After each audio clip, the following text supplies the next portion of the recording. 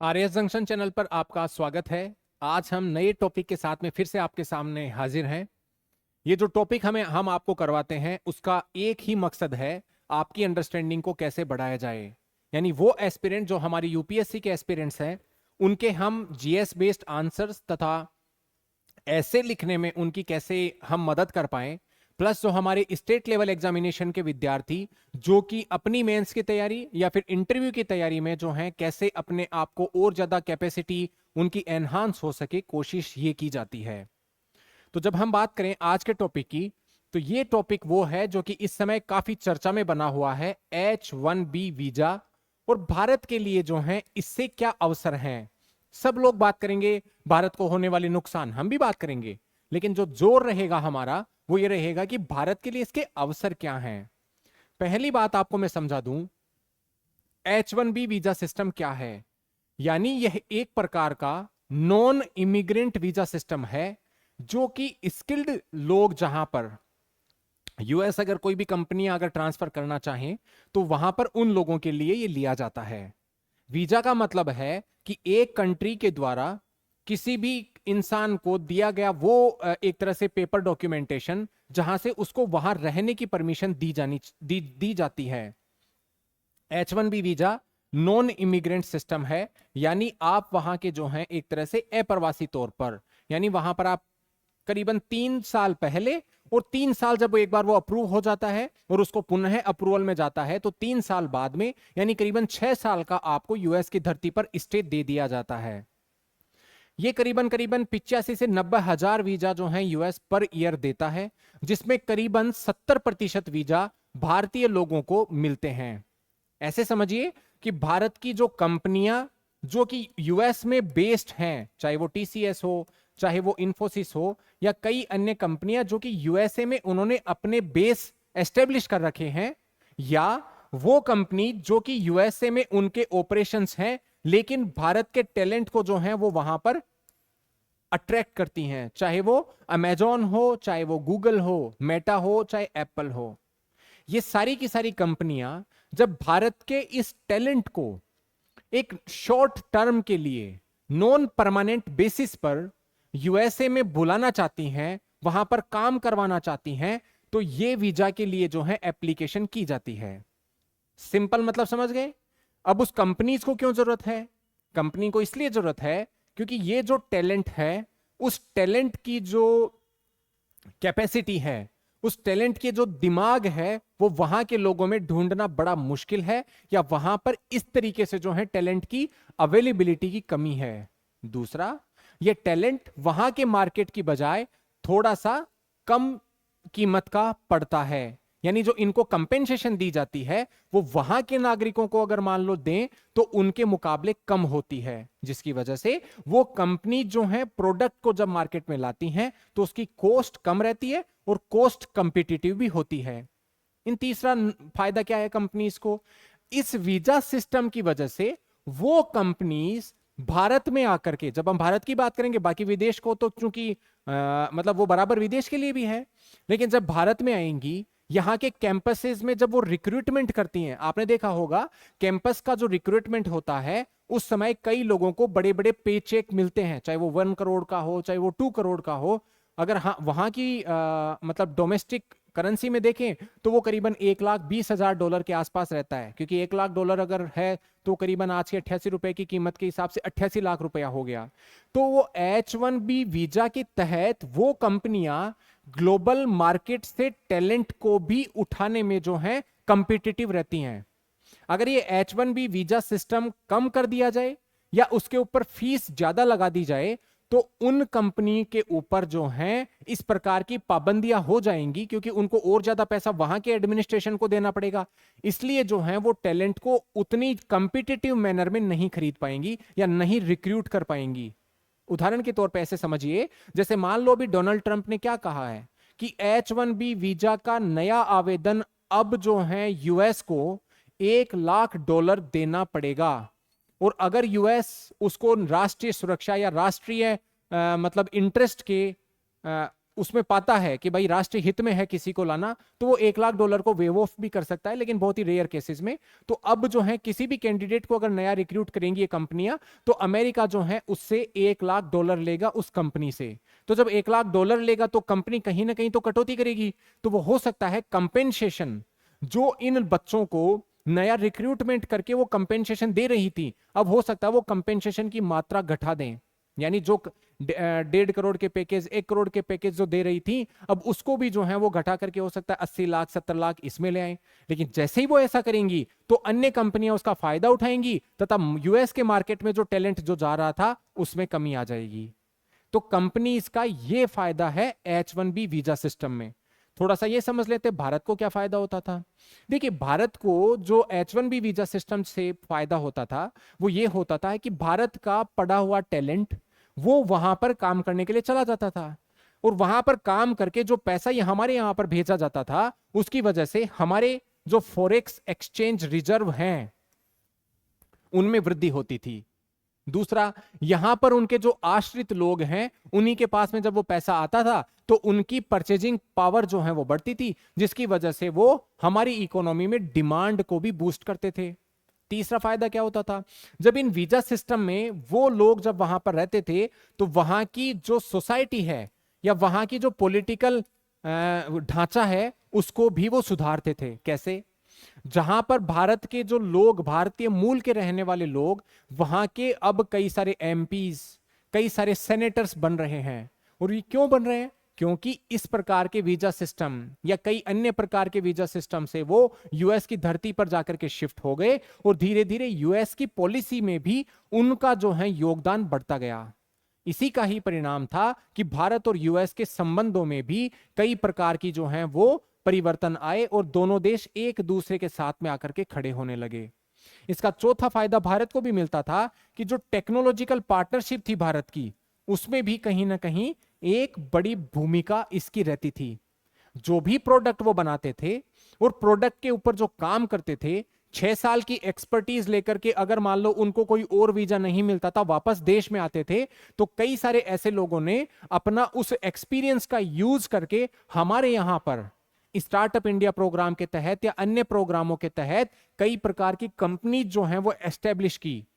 ये कंपनी जो है आगे जाकर के यूनिकॉर्न्स में बदली। यूनिकॉर्न वो कंपनी है जो कि आप जानते हैं कि इसका मार्केट वैल्यूएशन $1 बिलियन यानी करीबन 8800 करोड़ रुपए से ऊपर पहुंच गया है। तो इस प्रकार की जो है वो स्टार्टअप्स हमारे यहां पर जनरेट हुई, जिन्होंने हमारे यहां पर रोजगार तथा जो हमारी लोकल समस्याएं थी उनके ऊपर भी काम किया।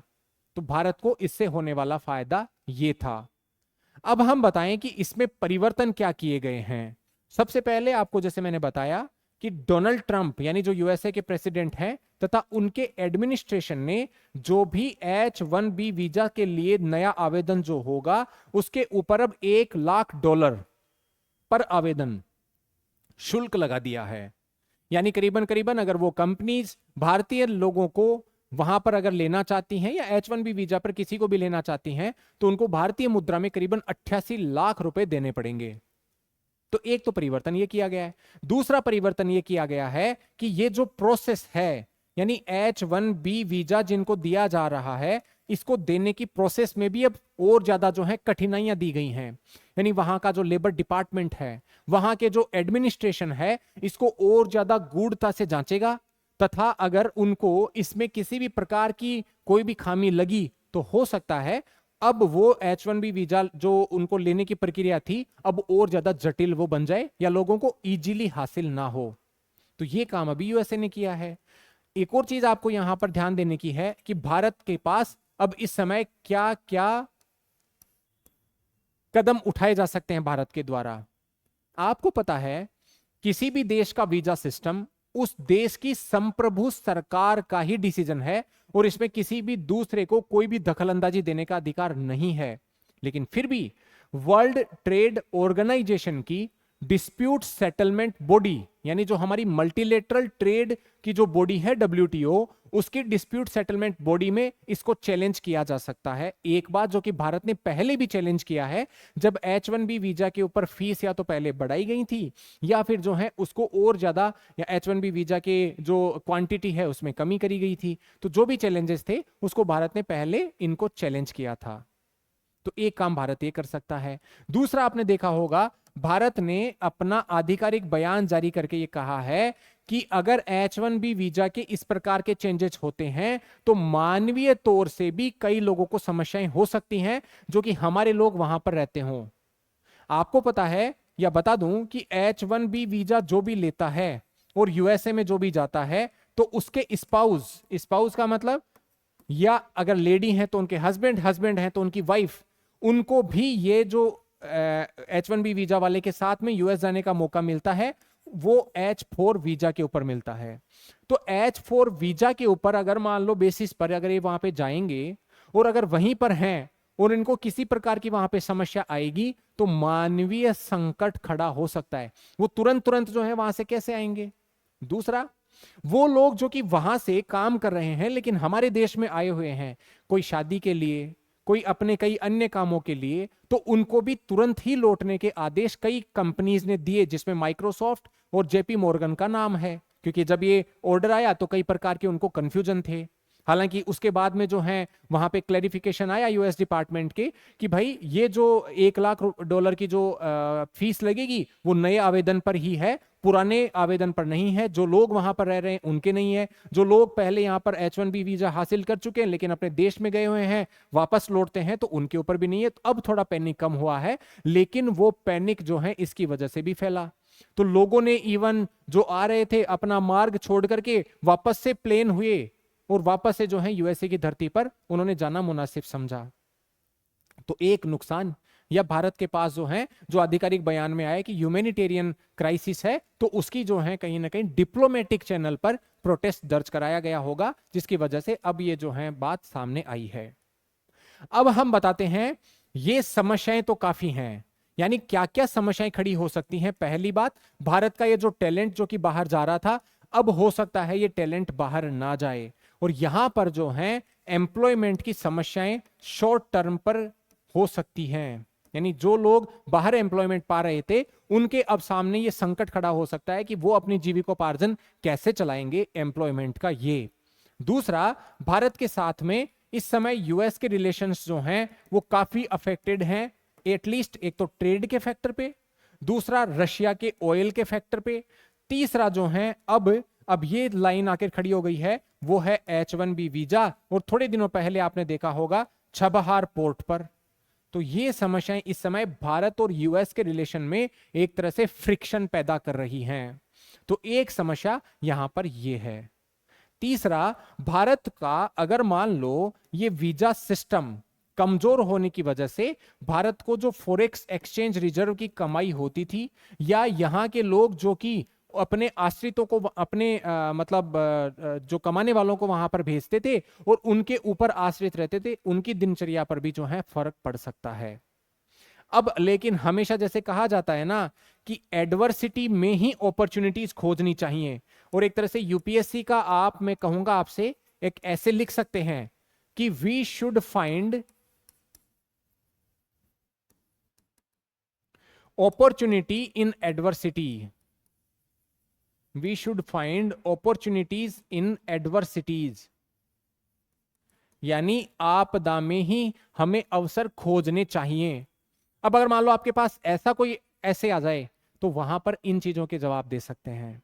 यानी हमारा माइंडसेट ऐसा होना चाहिए कि हम इस पर्टिकुलर समस्या को भारत के लिए कैसे जो है एक स्ट्रेंथ के तौर पर ला सकते हैं।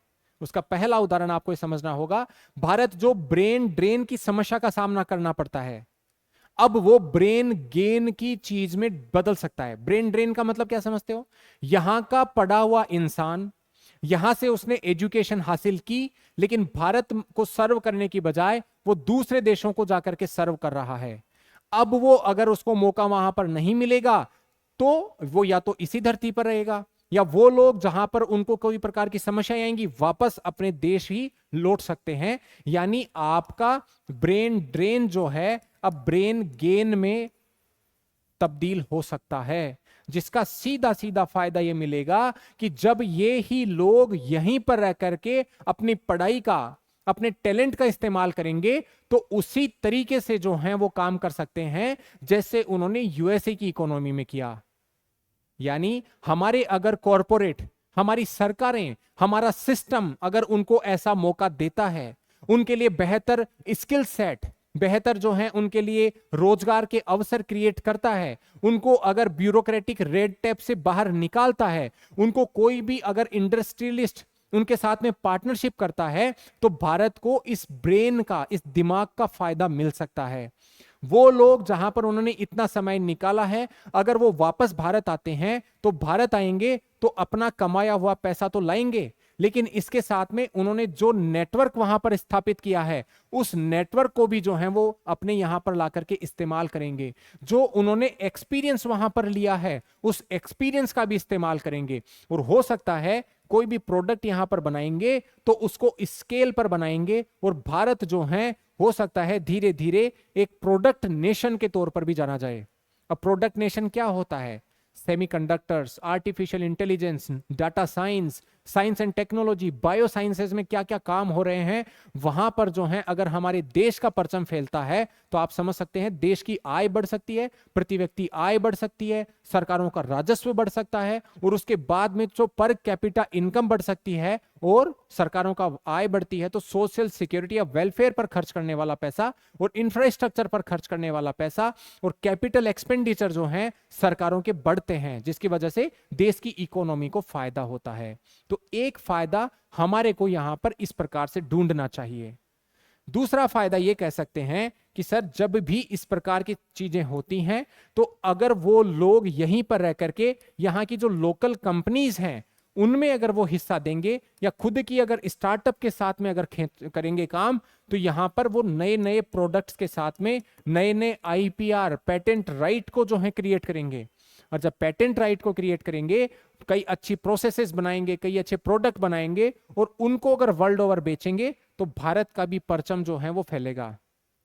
जैसे अगर मान लो यही लोग वहां पर रह करके एप्पल का आईफोन डिजाइन कर रहे हों, भले चाहे कहीं पर भी बन रहा हो लेकिन डिजाइन कर रहे हो, अब जब डिजाइन कर रहे हो तो वो एप्पल का आईफोन पूरे विश्व को कैसे पागल करता है। थोड़े दिनों पहले आपने सोची देखी होगी न्यूज, जहां पर कतारें इतनी बड़ी लगती हैं वो प्रोडक्ट लॉन्च होता है। क्यों नहीं हम भारत में इस तरीके के काम कर सकते? लेकिन वो तब ही करेंगे जब हमारा ये जो पड़ा हुआ टैलेंटेड जो मतलब ह्यूमन कैपिटल है ये यहीं पर रहेगा और यहीं पर काम करेगा। लेकिन उसके साथ में हमारी सरकारों को, इसका मतलब जो भी पूरा का पूरा जो इकोसिस्टम है, इकोसिस्टम मतलब जिसमें गवर्नमेंट भी आती है, इंडस्ट्री भी आती है, एकेडमिया भी आता है और वो खुद लोग जो कि यानी एम्प्लॉइज भी आते हैं, ये सारे मिल करके काम करें। यानी सरकारों को फेवरेबल पॉलिसीज बनानी चाहिए, ईज ऑफ डूइंग बिजनेस पर काम करना चाहिए, पूरे जो प्रदेश हैं उनको कॉम्पिटिटिव फेडरलिज्म के तौर पर जो है वो काम करने चाहिए। इसी के साथ हमारी जो इंडस्ट्री है, उद्योग, उन उद्योगों को इन लोगों के साथ में कैसे डील करें इस प्रकार की मैकेनिज्म बनानी चाहिए। हो सकता है जो हमारे टॉप इंडस्ट्रियलिस्ट हैं वो इस प्रकार की सेल्स अपने अपने उसमें बना सकते हैं, जहां पर अगर ये वीजा से किसी को समस्या आ रही है तो उनको जो है उस सेल का पार्ट बनाया जाए, वो उनसे एडवाइस लें, उनको महत्वपूर्ण रोल में डालें और न केवल अपनी कंपनी का बल्कि पूरे देश को भी जो है इसका एक फायदा दें। इसी के साथ जो एकेडमिया है, एकेडमिया का मतलब जितनी भी हमारी यूनिवर्सिटीज हैं, टॉप क्लास इंजीनियरिंग कॉलेजेस हैं, साइंस टेक्नोलॉजी इंजीनियरिंग मैथमेटिक्स के कई सारे जो अच्छे अच्छे फील्ड के जो हैं, उनको भी मेहनत करनी चाहिए कि क्यूरिकुलम इस तरीके से डिजाइन हो जहां से हम मेमोराइजेशन की बजाय लॉजिकल थिंकिंग पर ध्यान दें, वोकेशनल ट्रेनिंग के ऊपर हम ध्यान दें, कैसी कंपनीज को मतलब टैलेंट चाहिए और उसको कैसे हम जो है क्यूरिकुलम डिजाइन करके दे सकते हैं, ये काम एकेडमिया को करना पड़ेगा। तथा जवाबदेही जो है इन एम्प्लॉयर्स को भी निभानी पड़ेगी कि जिस देश की धरती से उन्होंने ऐसा मतलब टैलेंट पाया है उसी धरती को वापस सर्व करें। थोड़े दिनों तक हो सकता है पेन हो, लेकिन लॉन्ग टर्म गेन जो है वो इतने ज्यादा हो सकते हैं, जिसकी मैंने आपको एक बानगी दिखाई। यूएस को यूएस बनाने में यूएस के अलावा कई सारे लोगों का योगदान है, और टैलेंट को जब आप इंडिपेंडेंटली फ्रीडम देते हैं मोबिलिटी प्रोवाइड करने के लिए, तब ही जाकर के ये टैलेंट आपके शहर में आता है, आपकी भूमि पर आता है, और उसका फायदा आपको भी होता है। कैसे? जैसे यही रहते हुए लोग वहां पर जो भी नया नया डिजाइन कर रहे थे, उनके द्वारा प्रोडक्ट किए गए डिजाइन को कई लोग मार्केट करते थे, उन्हीं के लोगों को रोजगार मिलता था। वहां की रियल एस्टेट को डेवलप किया जाता था, उन्हीं लोगों को रोजगार मिलता था, क्योंकि वो प्रोडक्ट जब डेवलप होगा तो उसका सीधा सीधा इनडायरेक्ट बेनिफिट जो है वहां की जनता को होता था। चलिए कोई बात नहीं, इसको जो है एक तरह से इस तरीके से भी कई एनालिस्ट कह रहे हैं कि ट्रंप ने जो H1B वीजा के ऊपर स्टेप लिया है वो अमेरिका के लिए एक तरह से इकोनॉमिक सुइसाइड है। अगर मान लो आपसे कोई सवाल पूछ लिया जाए कि क्या ये अमेरिका के लिए इकोनॉमिक सुइसाइड है क्या, तो आप बताएं कि सर इकोनॉमिक सुइसाइड के पीछे जो कारण है वो ये है, H1B वीजा की फीस बढ़ने की वजह से ये कंपनियां जो कि यूएस में हैं, या बाहरी कंपनियां जो कि यूएस में आधारित हैं, अब वो टैलेंट को कम ला पाएंगी। जब टैलेंट कम आएगा तो उनकी कैपेबिलिटी जो है यूएस से तो भर नहीं सकती, तो फिर जो है उनको टैलेंट का गैप की कमी आएगी, जिसकी वजह से प्रोडक्ट के डेवलपमेंट में या प्रोसेस के डेवलपमेंट में उनको समस्याएं आएंगी। एक चीज तो ये। दूसरा, इसकी वजह से नियर शोरिंग या ऑफशोरिंग भी बढ़ सकती है। नियर शोरिंग का मतलब यानी इन देशों, ये कंपनियां क्या करेंगी, यूएस के बजाय यूएस के जो पड़ोसी देश हैं वहां पर अपने सेंटर एस्टेब्लिश करके उन लोगों को काम वहां पर लेंगी और वहां से प्रोडक्ट का डेवलप करके जो है वो यूएस मार्केट में लाएंगी, जिसकी वजह से इस $100,000 की फीस से बचा जा सके। या जहां पर ही वो चीज अवेलेबल है, जैसे भारत में, तो भारत में कई प्रकार के डेवलपमेंटल सेंटर्स बनाए जा सकते हैं। इन कंपनीज के कई सारे कैपेसिटी सेंटर बनाए जा सकते हैं, जहां से इन लोगों को भारत में ही उन कंपनीज के जो हेडक्वार्टर बना बना करके उसी में ही एम्प्लॉयमेंट प्रोवाइड कर दिया जाए। तो जिसकी वजह से यूएस मार्केट में जो चीजें कंपनीज वहां पर रहती थी, अब वो शिफ्ट होकर के दूसरे कंट्री में जा सकती हैं, इसलिए भी इसको इकोनॉमिक सुइसाइड बोला जा रहा है।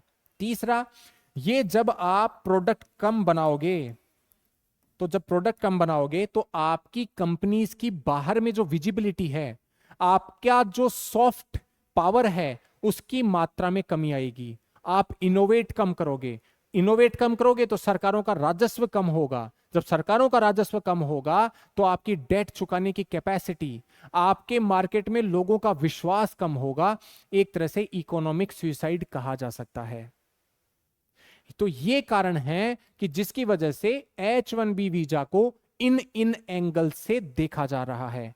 तो आई होप आप इस टॉपिक के बाद में, अगर यूपीएससी का जो पेपर नंबर 1 में ऐसे आता है, GS1 के पेपर के पहले जो पेपर नंबर 1 ऐसे का होता है 250 नंबर का, उसमें अगर 1200 शब्द का भी क्वेश्चन आता है ये, तो आप उसको आराम से लिख पाते हैं। हालांकि बीच में मैंने अपॉर्चुनिटी इन एडवर्सिटी, इस डायमेंशन का अगर कोई ओपन एंडेड क्वेश्चन आता है तो उसको भी आप लिख पाएं। अगर GS3 में ऐसे किसी प्रकार का क्वेश्चन पूछा जाए तो वहां पर आप आंसर दे सकते हैं। स्टेट लेवल एग्जामिनेशन में या फिर यूपीएससी के इंटरव्यूज में अगर इस प्रकार के कोई भी चीजों के बारे में बात होती है तो विभिन्न डायमेंशंस पे आप अपना वक्तव्य रख सकते हैं।